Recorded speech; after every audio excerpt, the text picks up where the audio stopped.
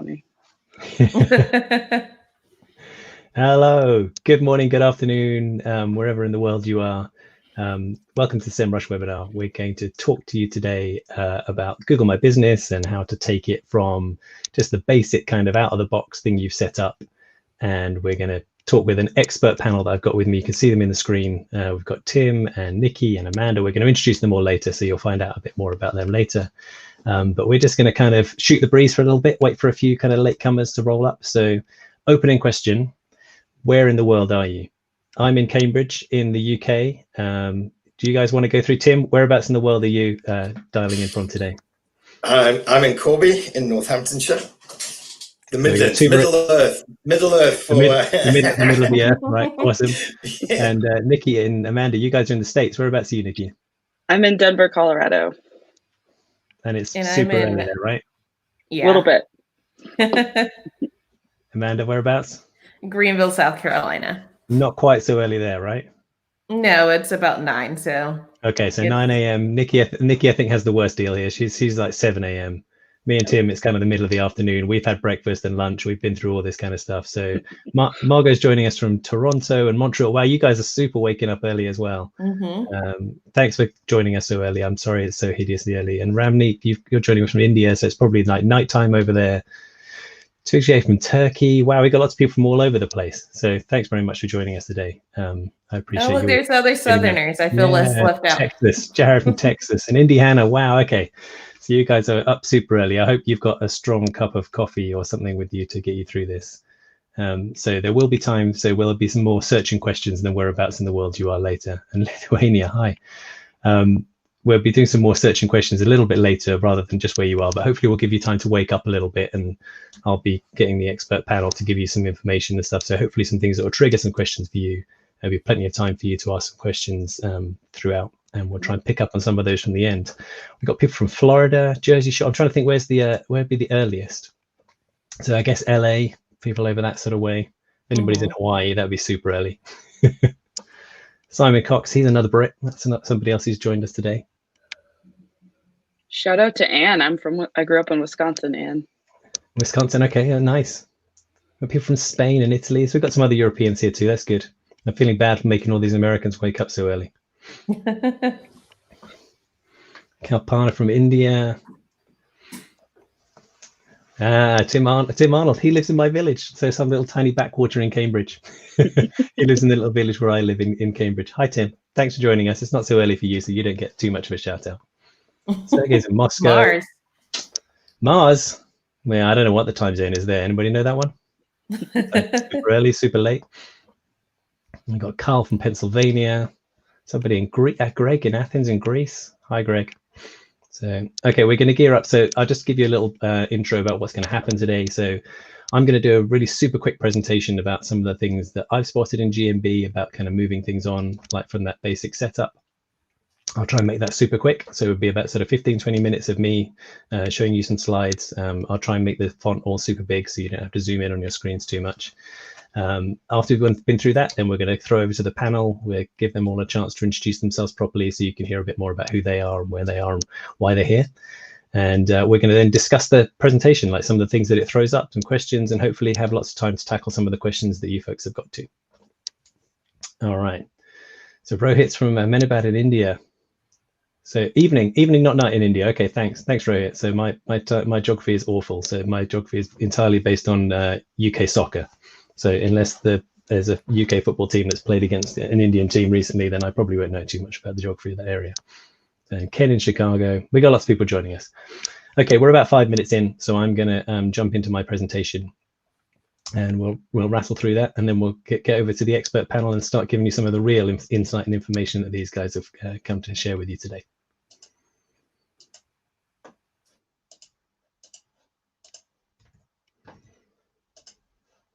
Okay, we were discussing this in the warm-up earlier, but 2020's most used phrase, can you see my screen?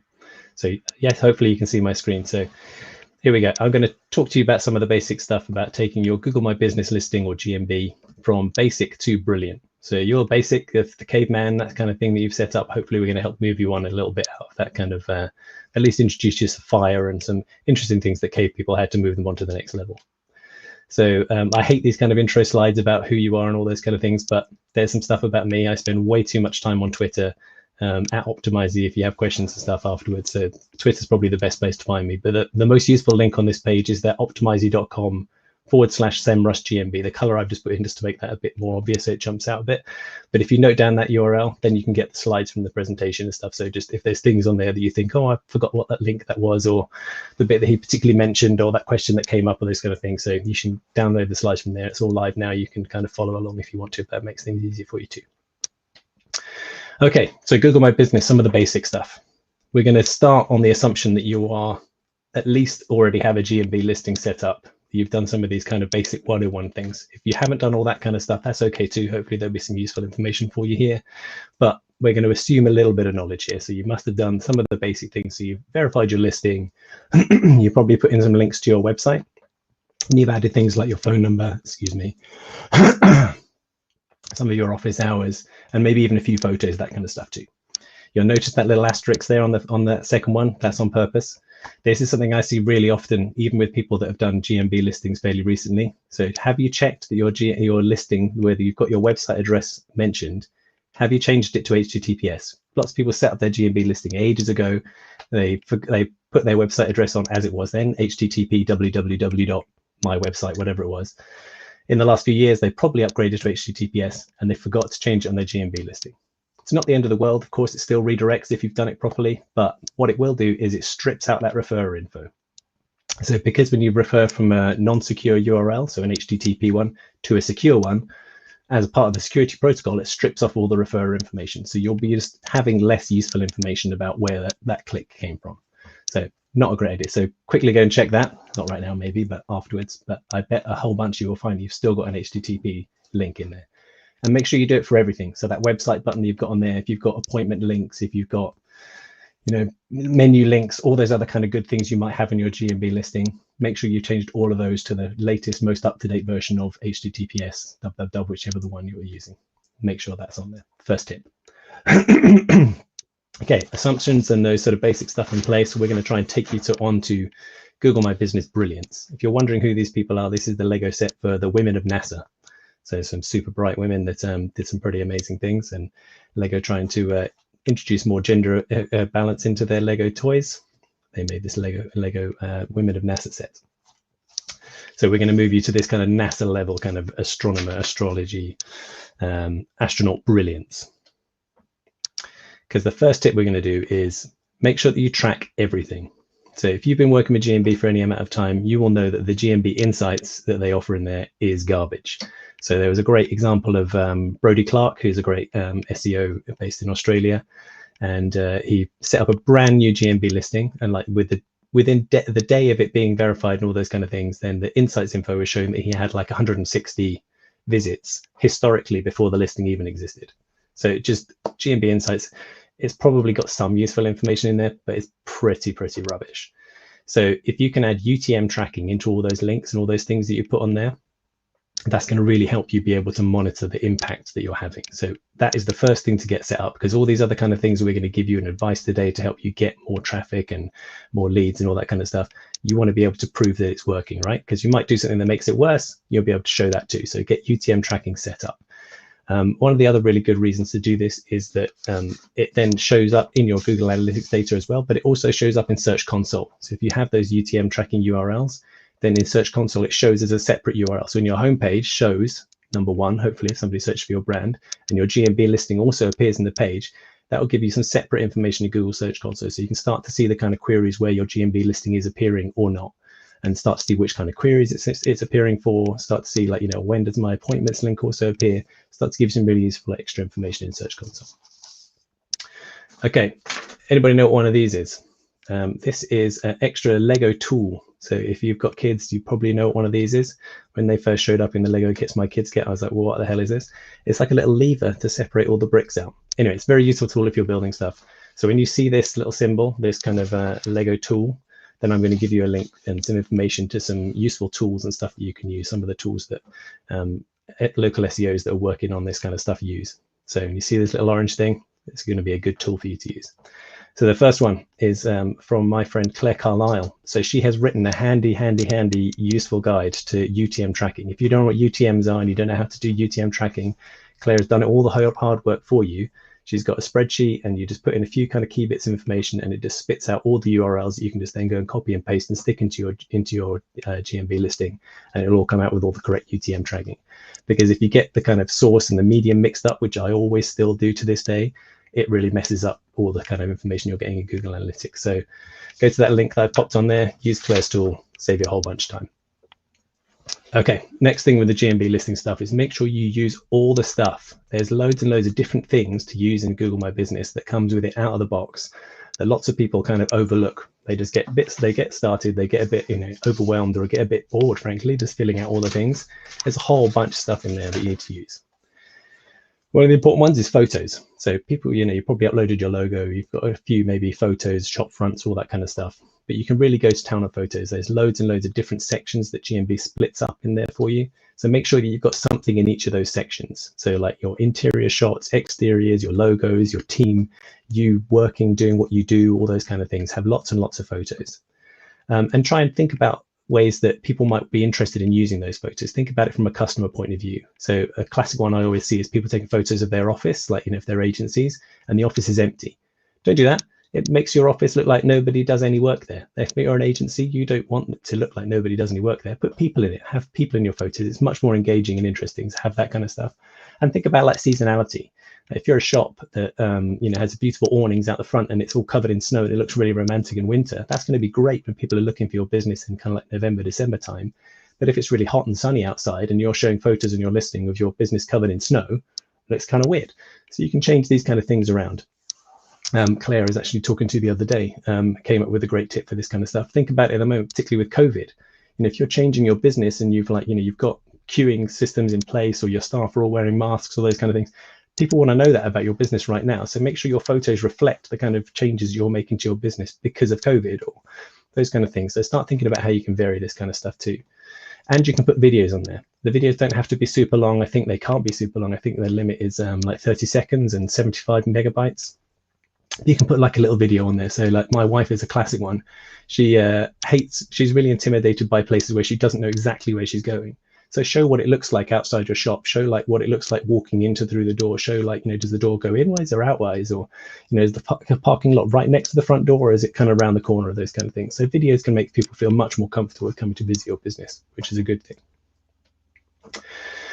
All the things. Make sure you use categories properly. This is another really obvious one. I've got a good case study where I can show you some examples of this kind of stuff. But when you're setting your GMB business up, you can choose a primary category. You can only have one primary category and you can have multiple secondary categories. Don't overdo it, but you can put secondary categories in there and experiment with this kind of stuff.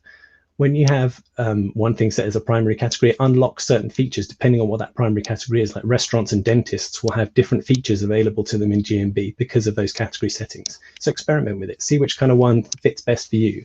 And if you've got UTM tracking in place, you'll be able to see which one works. So a good example here, like, locally is a carpenter. So they're really artisan. They make beautiful wooden furniture, but they don't sell a bunch of wooden furniture. Actually, what works for them best is kitchen fitting. People want carpenters to come and fit their kitchen.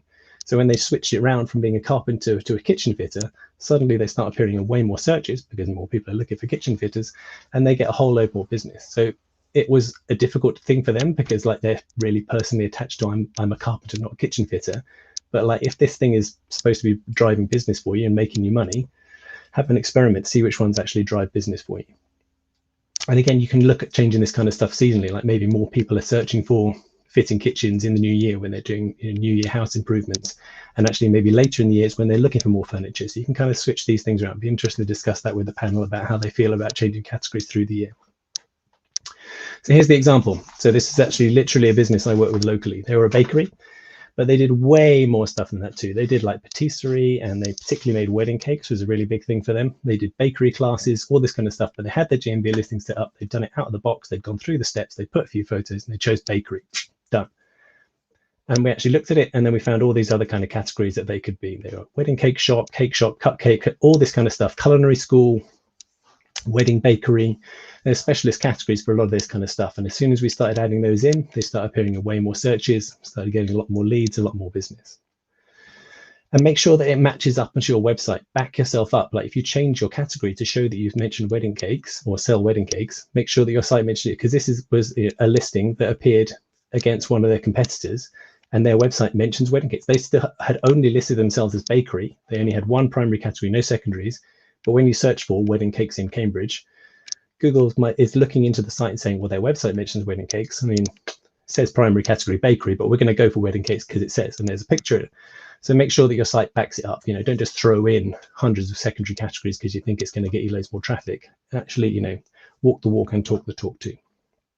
And how do you find all these categories? There's a great tool that, again, does this work for you called Pleeper. There's our little orange tool friend up in the corner. So Pleeper is a great tool.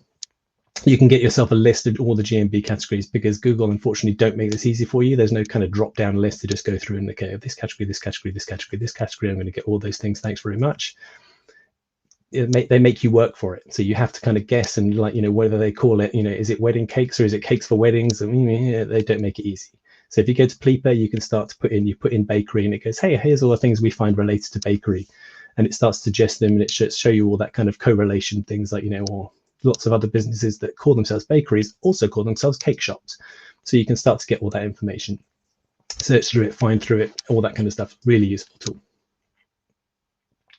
Another useful tool, GMB Spy. This is a bit of a recent addition to my arsenal, because it's only brought out a few months ago by a chap called George Nenny, who built it. It's a plugin for Chrome, and you can go onto GMB, and with this Chrome plugin set up, you can reveal all the categories that your competitors use. So you can go and look at anybody's listing, yours, your competitors, whoever it is, see what their primary is, see what all their secondaries are.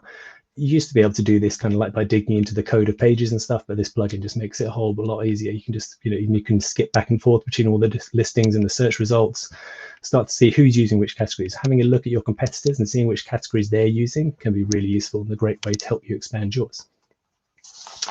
Okay, going back to using all the things. So there's attributes now you can put against your business listing in GMB. So they've listed some of them there on the page. Again, these will vary depending on which category you use. Another great reason to experiment with your categories like primaries and secondaries. So here's a whole bunch more about, particularly again, like they've added a whole load more around COVID things like masks required, dividers at checkout, do the staff wear masks, are customers required to wear masks? Do you need to get a temperature check when you go in? Can they do curbside pickup and deliver? All those kind of stuff. So depending on what kind of business you are, you may have some, none, or all of these, or a whole bunch more. But have a look at this kind of stuff. Make sure that this is up to date. If you're not currently doing delivery, or you're not currently doing in-store eating, all that kind of stuff, make sure that your GMB listing reflects that, because Google doesn't make this stuff up.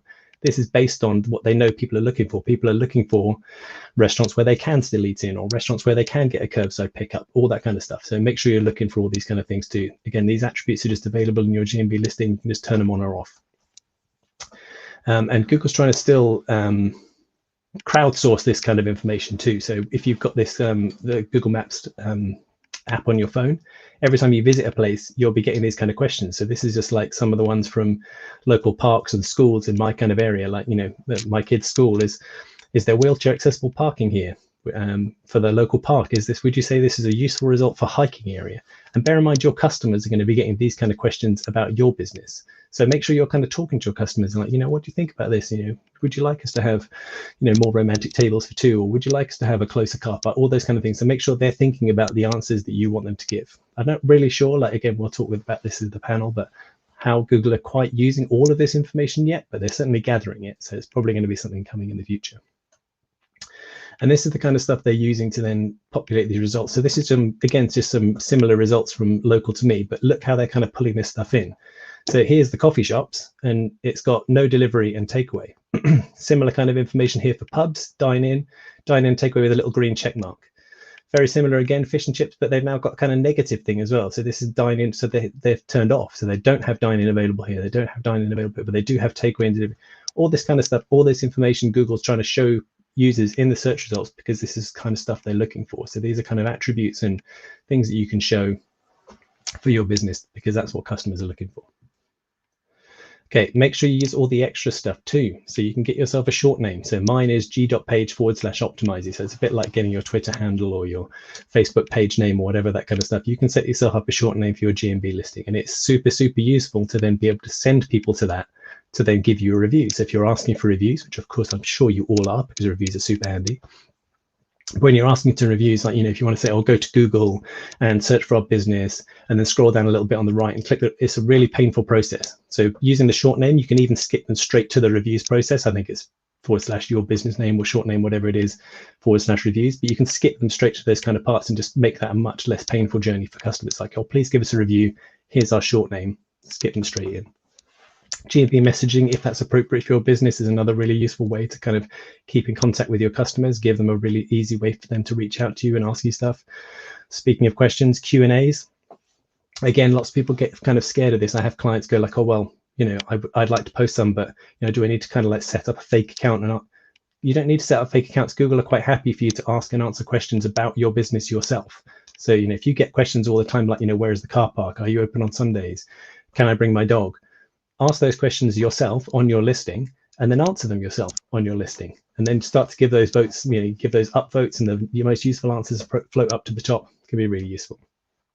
GMB Posts is another really good one. So again, a bit like social media. I'm going to talk about this tool. So this is from 2 Octobers, who's from Niki's company, who's on the call. So they made a really cool tool called Postamatic. Because one of the problems I had with GMB Post is you get all these social media scheduling tools, and they all deal with Twitter and LinkedIn and Pinterest and Instagram, but none of them really deal very well with GMB. There are a few exceptions, but Postamatic is completely free. You hook it up to a Google Sheet, you can populate them all, mark it with dates about when you want the GMB posts to go live. It makes it really super simple, and it's a great tool. So another really good one to, again, just make your business and your GMB listing look fresh and interesting, and you can talk about the deals and the offers and the stuff you've got going on that week. And it's another really good way to make your business look like you care and look like you're interested. And here we go. How am I doing for time? Yeah, we're wrapping up soon, so we're almost there. So spam fighting is another one I just want to touch on. So it's the dark side. It's all these kind of people that are pushing you down in the rankings. So you're doing all the right things you should be doing, and there's people that are cheating, and we've all been there. It's annoying, right? Google My Business has a particular problem with spam. Just to give you some examples of how this works. So this is an example from a chap called Jan Gilbert that I saw on Twitter. You can see that the client site that he's looking at, that they rank kind of down here. They're about 8th in the rankings. But all these ones that are above them, all bar one, I think, shouldn't be there. So this person's using a fake name. They're in the wrong category. This is completely made up. This has got a duplicate listing. There's 2 for Mickey's Plumbing. This one's keyword stuffing into their business names to try and get themselves ranked up higher. So it really, for this business that's down here in 8th, and they could be kind of 2nd or 3rd, that's a really big business, big difference for their business about how much traffic they would or won't get. And here's another classic one from Darren Shaw at White Spark. Again, this is just obvious name spam. We've seen some cracking examples of this. I'm sure Tim will have some. I know he's a big fan of this kind of stuff. But just shoving loads of keywords into their business name to try and help them rank higher. The annoying thing is it does kind of work, but you should be spam fighting. If this is pushing your competitor or your clients down in the listings, you can get rid of this kind of stuff. Lead gen sites are another classic one. They're kind of putting not even fake numbers up, because you can ring them, but then they're not actually in this example, they're not going to come and repair your plumbing or your water damage. They're just going to sell you on as a lead to someone else who will come and repair it. So if you're the actual business locally that does all those repairs, you're then getting some other business creaming off the top, taking your percentage of your business because they're doing lead gen. It's kind of a painful process. Another good one, this is toilet hire. We've all seen these kind of things that they really want to rank for lots of things around this kind of Tampa area in the States. So they've made hundreds and hundreds of listings, all for toilet rentals in Tampa, toilet rentals in Florida, toilet rentals in Sarasota. It's just, there's only one business there. It's irresponsible and kind of fraudulent, but also super annoying if you're one of their competitors. And here's a new one I've seen recently, is a good one, where they're taking over, so Joyanne Hawkins spotted this one, but they're taking over old legitimate listings. So you can see the reviews here about talking about a barbershop, and they've spun it back into then taking it over and turning it into car accident lawyers. So, I know they don't have the best of reputations at the best of times, but that's another new interesting way that people are kind of, using this underhand tactics to push legitimate businesses down in the rankings.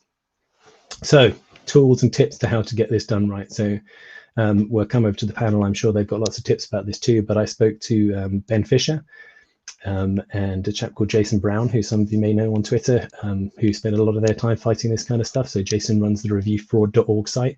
And they have this kind of process go through. So suggesting an edit first. So you can do that on any GMB listing, suggest an edit, correct the name, switch the categories around if they've tried to shoehorn themselves into categories where they shouldn't be. So the number of how many times you should do that before you then move on to the redressal form is the kind of next step up. So the redressal form is then a way for you to submit more information to Google. Say, I suggested an edit on this 1, 2, 3, 10 times, and it keeps coming back because they just change it straight back again. So you can get the redressal form as the next step up. And then there's the GMB support forums where you can talk to product experts like Ben and Tim, I know is one as well. Jason, there's lots of other experts on those GMB support forums. My tip on that is to remember that they're all volunteers. So they're not actually paid by Google, though they get these kind of nice titles and they get invited to some events and stuff, those kind of things. But speak to them nicely and ask them nicely for their help rather than, it's very upsetting and quite emotional when your business is being pushed down to the rankings or your clients being cost business. But, if you want their help, speaking to them nicely goes a long way. Some of the tips that those folks had, keeping a list and a spreadsheet, particularly if you're doing this a lot, like, when did you edit it? What was the thing you changed it to? Keeping that kind of list of information.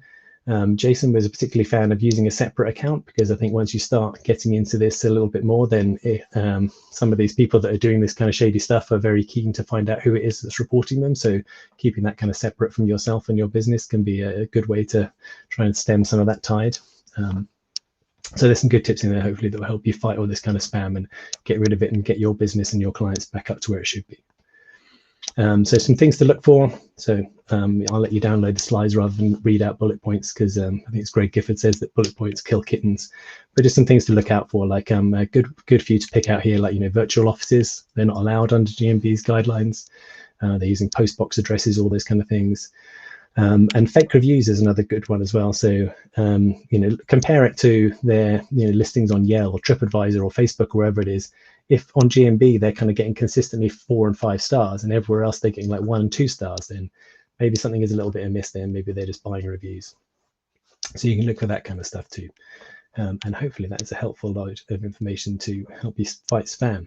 So just to wrap up, so obviously go out there, build your GMB listing up a little bit, be GM brilliant. This is just an example of what you can do with Lego. So this is something I found just while researching this. So they built a Bugatti Chiron, which is a $3 million car out of Lego. You can see the real one there on the left and the Lego one there on the right. And apparently they spent $70,000 just on the Lego engines just to make those kind of like the spoiler go up and the lights go on and all those kind of things. Apparently it works. You can actually sit in it and drive in it and stuff. But anyway, I thought that was particularly cool. So hopefully you can build yourself, up some sort of Bugatti level of GMB listing. That's plenty enough from me, I think. So I'm going to invite the panel back in again. Let's start with you, Amanda. We went round anti-clockwise last time. So was there anything that particularly sort of struck a chord with you about that? Anything that some familiar examples from clients that you've struggled with?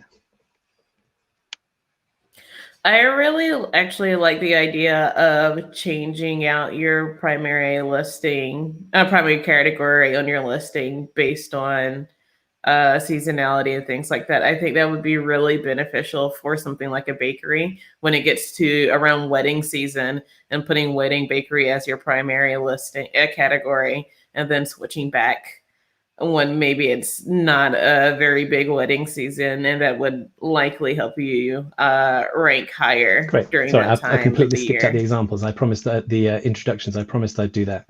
So I should introduce you properly. So this is Amanda. So the people that don't know Amanda, she's Amanda Jordan. She's the director of local search at Locomotive Agency. So locomotive.agency if you're looking for them. And she is a creative problem solver in SEO. And we were talking earlier about her love of video games. So maybe if we have time, we'll discuss that later. But that's Amanda. So anything you want to add to that, Amanda? Have I horribly butchered your introduction? No, not really at this time. I do have a son. He's 7 years old. He's great. He slid a picture he drew for me under the door just a few minutes ago. Okay, live interactions. Great. Yeah. And I'll like to introduce Niki as well then. So that's Niki, who's Niki Mosier. She's the head of SEO at 2 Octobers, also based in the US. We were discussing earlier that she's the person that's got up earliest for this call, or at least the person on the panel that's got up earliest. I'm sure some of you have too. She's a big lover of local and technical SEO. And her interesting bit was about her golden retriever, Polly, who smiles when she's excited. So I think we're going to need to see photos of that later, Niki, to see like an actual smiling dog. But anything I've missed about you? can do that. No, I don't think so. I can definitely put some smiling Polly pictures on Twitter later. The third panelist with us is Tim Capper, who's the owner of Online Ownership. He's in the UK like me, and he is a Google My Business product expert, which isn't just the title that he gives himself. That's actually the thing you do on the forums, right, Tim? Yeah, that's what we do on the forums. So Google gives us that title. Because I know on Twitter, a lot of people go, who's calling themselves an expert? Not me, it's Google. And I think that the question we have for you, Tim, was about Winston the squirrel. So last time you were on a Semrush webinar, I think people might have seen you adopted the squirrel. Yeah, no, Winston has been successfully rehomed. So yeah, I have an empty office. Well, I don't. I've got a bored dog. But okay, Winston's so while we do, gone. Tim, was there anything in that presentation that particularly jumped out at you, like a good example or thing you've seen clients particularly struggle with? For me, spam is becoming a big thing. The UK has always been very, I don't know if we want to say a little bit more mild-mannered with spam, and it's not so in your face as in the US. But it's picking up this year, especially. We've just seen, it growing massively. So, yeah, people need to start really ramping up and understanding. Okay, we'll come back to the spam. other panelists, I guess, for some tips. So, Niki, anything that particularly jumped out at you, or any spam fighting tips you have, maybe? Not a spam fighting tip, but I did want to comment. You mentioned, you called out Q&A and how it's definitely okay for businesses to seed their Q&A, which I think is super important. Also for Q&A, making sure that you thumb up any questions or answers that you want to actually show up in the knowledge panel. So having a couple of friends go through and thumb up any questions that you want to make sure show up in there that are most important based on seasonality or things related to COVID, anything that you think would be super helpful to potential customers at any given time. Google doesn't penalize for those things, so taking advantage of that little That's hack. A good one. Okay, so Tim, then you're probably our spam fighter in chief then, or certainly dealing with a lot of it on the forums. So do you have any particular spam fighting tips or advice for people watching that they can use to get? Yeah, the thing that jumped out at me on the tip where you were saying always use a separate account, it's not only just to look after yourself, it's actually to look after your listings.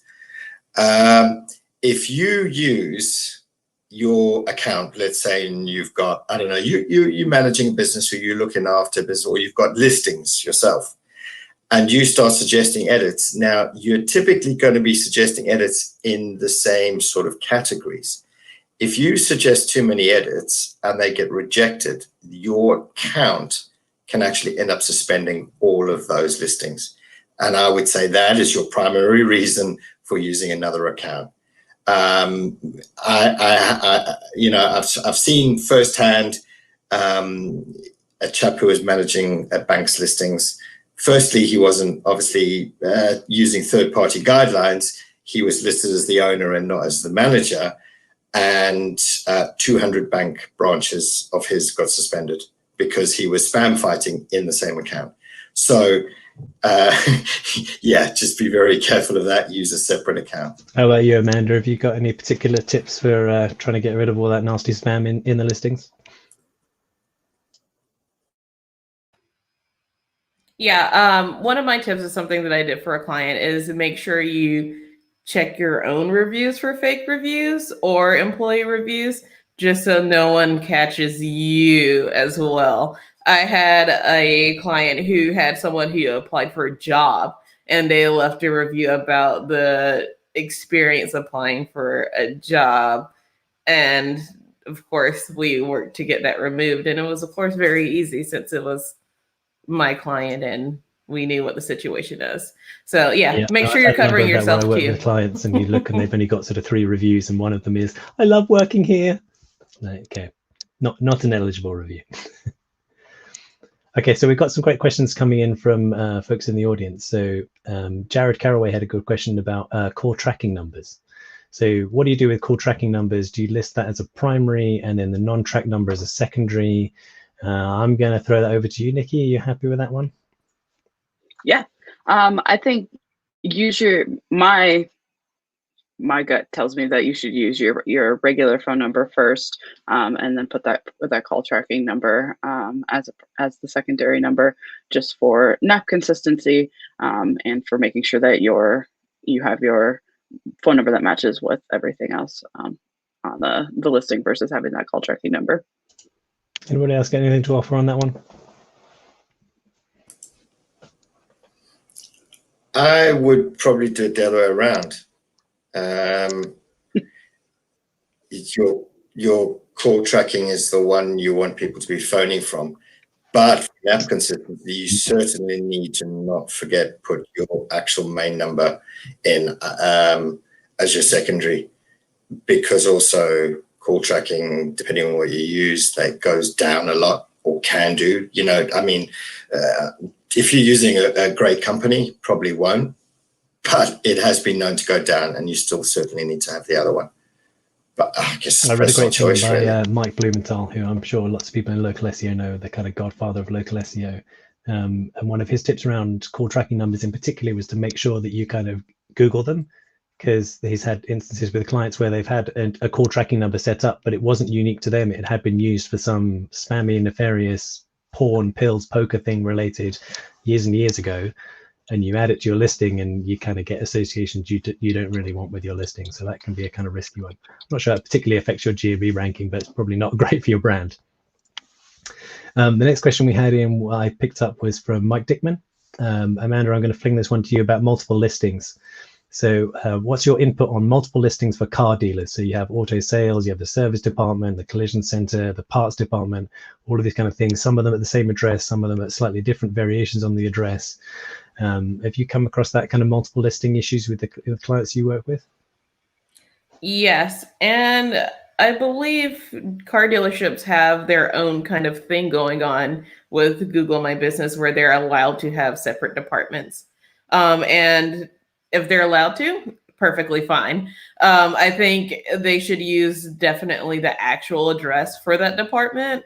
Don't try to fudge it. Use the actual phone number for that department. So more than likely the collision department has its own phone number, or the service department has its own phone number. So that should be the phone number and information used. And if, of course, if you're building citations to those listings, make sure that you use the correct information for that specific department. Yeah, totally. One thing, yeah, using the same address is fine, because you normally have the same building. You have the main entrance, which is a dealership, then you have the service, then you have the spares. That's cool using the same address.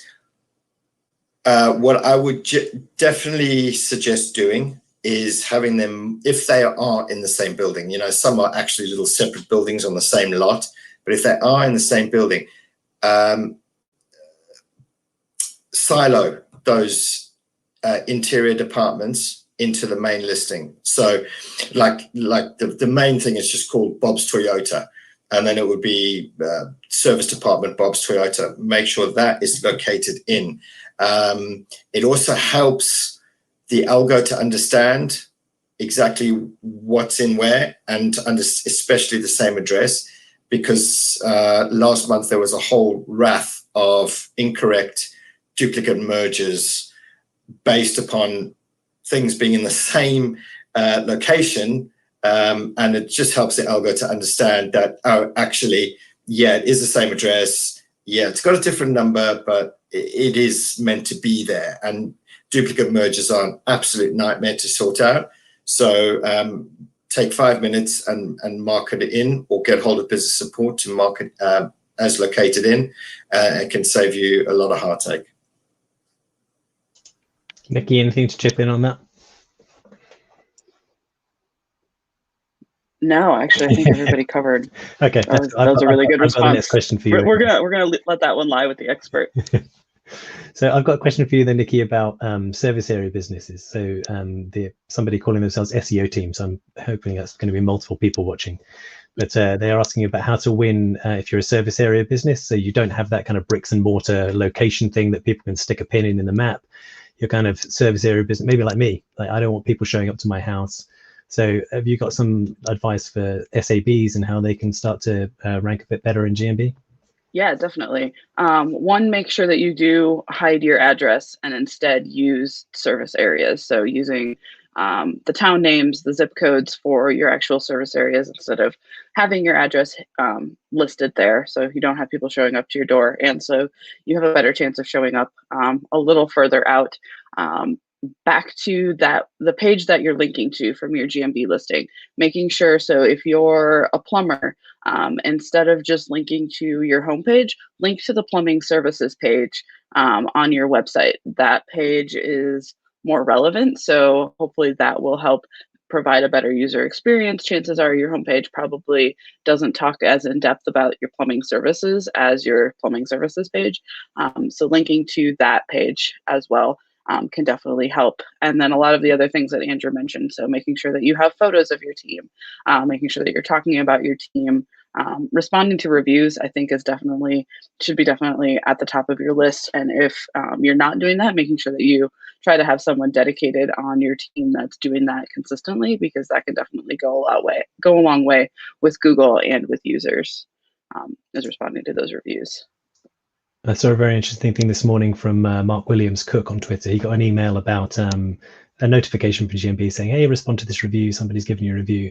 And there was a glitch in the email that said, kind of revealed some of GMB's code, and it had Google unanswered reviews count. So it's clearly that Google are counting the number of reviews you have that are unresponded to.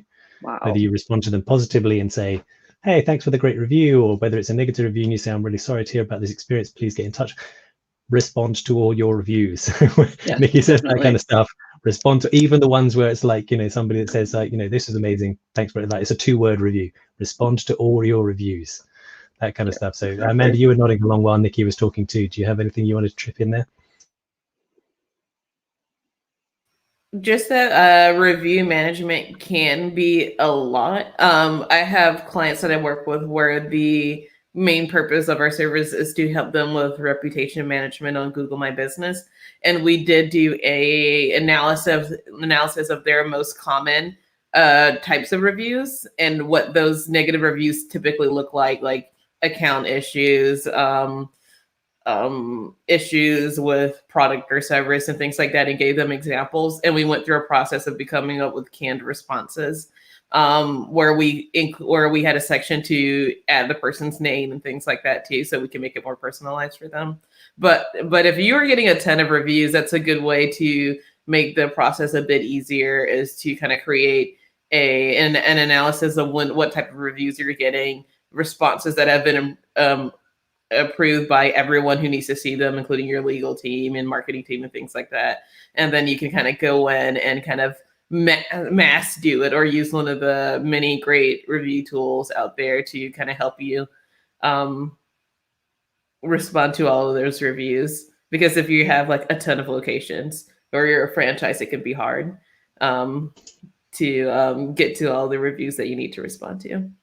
It's a lot to keep up with, isn't it? Mm-hmm. Tim, I've got a good question about spam again for you. And you're also become, so if anybody hasn't seen this before with Tim on Twitter, he adds a lot to the hashtag stop crap on the map.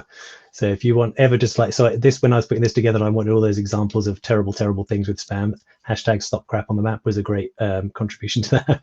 But Jared has a question, Tim, about what kind of proof you need. So when you step up to that next level of spam fighting, you go to the redressal form. What kind of proof are Google looking for to kind of prove the case that, okay, this is spam, we're going to knock it out? Yeah, so when you're creating a redressal, obviously I typically do it in a spreadsheet, and then it's going to be the CID or the actual link to it. You reference the address, telephone number. If it's an address, typically you can say this is a virtual office, provide a link to search results showing that whichever company is offering it as a virtual office. The more information you provide to them to quickly ascertain that this is, there's something untoward, the faster that's going to be done. If you just write there, this is spam, literally nothing, it's just going to sit. It really will, because you're asking call centers, basically, staff to, to look at this. If they can't make a decision there and then it's got to go through to another team, which is, they've got such ridiculous names. It's off the top of my head, can't remember now. And then they literally have to do the homework. If you've got someone that's just literally flipping through this stuff, it's a free product. And of course, they resource it as that. So the more information you can provide, if it's the address, provide a link to the company that's providing it. If it's a lead gen telephone number linked to another lead gen telephone number, and you've got a selection of them. If you can record a phone call from 1 and 2, add the recording into the thing from 1 and 2 so that they can hear themselves, it's exactly the same. Boom, job done. The more you can provide, the faster it is that they will action it. Yeah, great advice. And I think when I spoke to Jason Brown and Ben Fisher, one of their bits of advice about that redressal form was to keep it as unemotional as possible. So when you write those emails really angry, and then you take 5 minutes and then you go back and edit it and take all the swearing out, similar to that kind of thing. Keep it fast. People do, and you understand it. It's someone's business. It's being affected. People get really emotional, but at the end of the day, people have got a list. They've got to spend 9 hours, sifting through the stuff. And if you start going, "You're destroying my business," but it's like, yeah, whatever. Just give me the evidence. Just put it down properly, unemotionally. Link to whatever you need to. Job done. Okay, I'm going to tackle a couple of quick questions myself, just because I can deal with these ones hopefully fairly quickly. So Simon Cox asked about how do you get the service area to circle the UK? So if you're a service area business, not bricks and mortar, how do you circle the UK rather than including? So I've got a great example of this because I can show you exactly what Simon means. So when you get something that looks like this. So you get one of those, and you're trying to service the UK, and you've got some bits of Germany in front. So this is to do with Google's messed up understanding of what constitutes the UK. I think it's something to do with some RAF base out there. But basically, strip it back from the constituent parts of your service area being the UK. If you just say England, Scotland, Wales, the Republic of Ireland, if you want to include that as well, then Google gets it and it circles the UK really nice and neatly. But if you just say United Kingdom, for some reason, Google's understanding of what constitutes the United Kingdom is a bit effed up. And then similarly, so Tim Arnold then asked a question about that kind of stuff as well. So if you're a UK service-wide business, is it still appropriate to list your nearest countries or the areas that you're most likely to work in? So with that kind of stuff, so I think even if you list yourself as a service area business, then where you are based does matter. So if you're based in Cambridge and you'd really like to work with, clients that are in Edinburgh, in Scotland, which, I'm not expecting you all to have a great understanding of UK geography, but somewhere far away from me in the UK. So it'd be like Niki being based in Denver and saying, like, I want to set my service area business up and I want to serve companies in California and Seattle. That's a nice aspiration, but it's like where you are based still matters. So people are still looking for that service, and it can make a difference, but it's not really the kind of crucial deciding factor. So try and rank in your own backyard first rather than try and dominate the world. Yeah. I mean, look, the thing with the service area is just go back to when there was a circumference setting. Anything over 40 miles, it was about anything over 60 miles, you're literally not going to be showing up. If you pick an entire country, yes. So for example, fine, it makes sense that you're picking an entire country, and because you provide the service online, and although there is the customer interaction, it's still online, and yes, it looks right to do it. You're not going to rank when someone in Scotland searches for something 200 miles away. On the flip side, think about it this way also. Within guidelines now, with updated and service area businesses, if you are a franchise and you have multiple service areas, you cannot have one within a 2-hour driving distance of another, right? For GMB to consider it the same business. Now, if they're putting in these 2-hour parameters, driving distance, you're definitely not going to be ranking, those kind of distances. So really think, if I want to service something, really think about the areas you're going to be doing. And also, although you do remove your address, if you look in the API with GMB for multi-locations, your address is still baked into the system. They still know where you are. So, just be realistic, and just box clever. Start working on where you actually service properly. And then, as you grow and you can grow your business, then you start expanding. Just, work it properly. Okay, so then the next question I was going to bring up then was Andrew Bullimore's. So Amanda, I'm coming at you with this one about attributes. So his comment is he's seen no lift from adding attributes about wheelchair accessible lifts is his example. So why would you highlight the fact that you don't have one? I mean, I've got some thoughts on this, but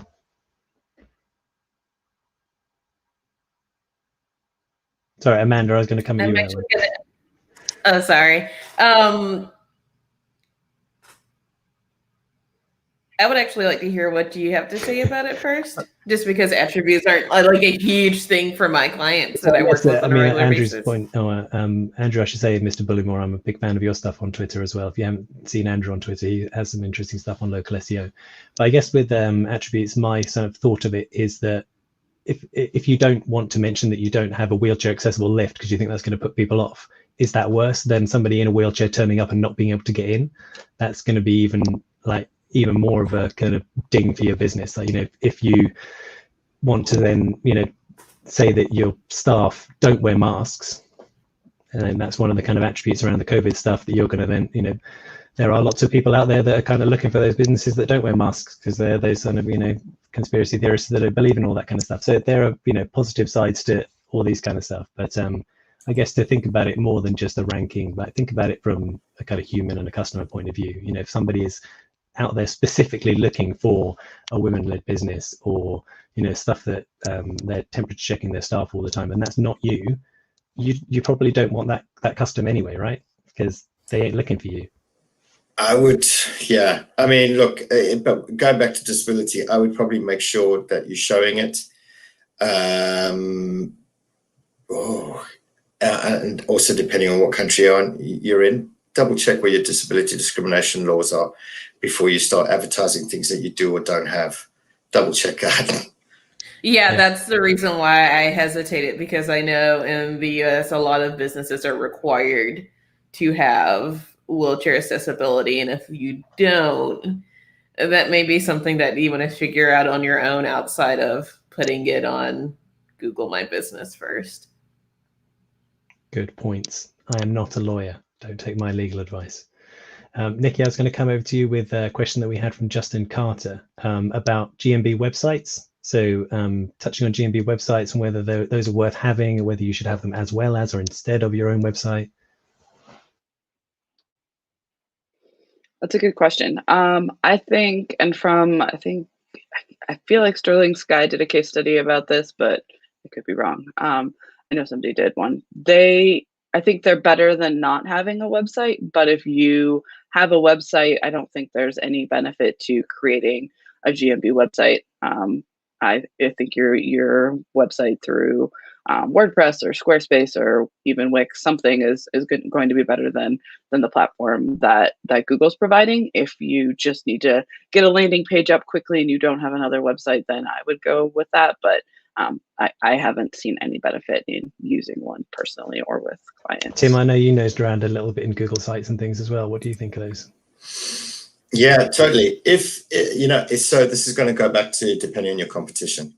If we've set up GMB only sites, citations to the URL, all your normal bits and bobs that you would generally do with local optimization, and upwards of populations up to 80,000, towns, cities are up to 80,000, competition up to about 20 businesses, you can still rank them really well. You can outrank, if you put the work in. They still work like normal sites. You just don't have analytics or search console or anything like that. But they work. They rank them. in terms of having your own site and then GMB, you can, if you wanted to, you can use them as a citation. It's because it's exactly the same. It's on a subdomain business.site. It's basically a citation that updates itself. Every time you chuck a post on, it updates itself. Every time a review comes on, your review goes on. So in terms of a citation, it's probably far better and more accurate that you don't have to go back and update every couple of months when you change address or anything like that. So just think of it as a citation. You can or can't. Like it's any other citation. It's not going to necessarily drive you phone calls or business, but people still do find them. So yeah, but it's not going to harm you, put it that way. Okay. Niki, I was going to pop back to you for a quick bit more on Google Posts. I know that you 2 Octobers have been working on the tool and stuff that I mentioned in the presentation. So I guess kind of open question, is it worth it? Like what difference does using GMB Posts make? Yeah, that's a great question. Yeah, Noah and the team did a great, Noah Lerner, if people aren't following him on Twitter, I would definitely follow him for all things automation. They did a great job with Postamatic, but posts I think definitely do make a difference from an engagement standpoint.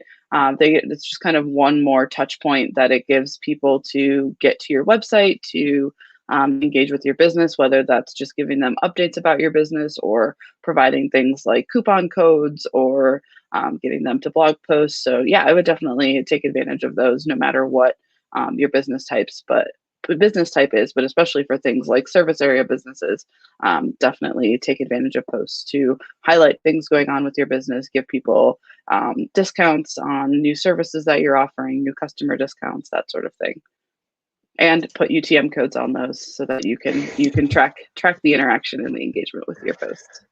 I saw you mentioning in the chat that the Postamatic does use Claire Carlisle's UTM tracking to add on to all the things that you spit out there. So that was great. So yeah, there's some great conversation going on in the chat as well. So Andy Simpson and Amy, thank you particularly for tackling the questions that we haven't had a chance to get back to. Amanda, you were nodding along when Niki was talking about posts. Is that something you've used with any great effect with your clients? Yes, and we've actually seen clients being able to convert from Google Posts, and that's just from doing some testing, figuring out what images work, what text work. It's almost like any other social media thing where you need to test things out and figure out what's going to work best for your audience. And I see that promos are probably the most successful thing that I've seen clients have. And I was thinking that Google Posts would be a good idea also to share photos of like staff who are wearing masks for COVID related things, or share photos of like, just to remind people like, hey guys, we're taking this seriously. So if you know that you have a place like maybe your physical therapy office, maybe you are a dentist office, just showing things that you're doing outside of your business through Google Posts as if you would do on your social media platforms as well would be beneficial, because those things do show up when people search for you. Great. I'm conscious that we're running out of time, so I'm going to ask you all to wrap up with your favorite GMB feature that you think is underused or not used enough, or that clients often overlook, or a mistake that you help lots of people fix. So what's your favorite go-to thing for making a GMB listing absolutely fly? So Tim looks like he's thinking about it, so I'm going to pick on Niki. I'm going to come to you first. That's a great question. I think we already touched on it before, but I think Q&A is really underutilized. I think it's a great way to get people to have the information that you want them to have right away in the listing. And you can still you can't link in Q&A necessarily, but you can at least guide people to more information on your website and hopefully send them to finding even more in-depth information. And it's a great way to capture leads too, paying attention to your Q&A. You never know if somebody's going to be asking about a specific service that you offer, or if you have time available for a service that you offer if you're a service area business. So pay attention, as it could be a spot to gather leads for your business. Good one. Amanda, what do you think? What's your most favorite underused feature? Respond to your reviews.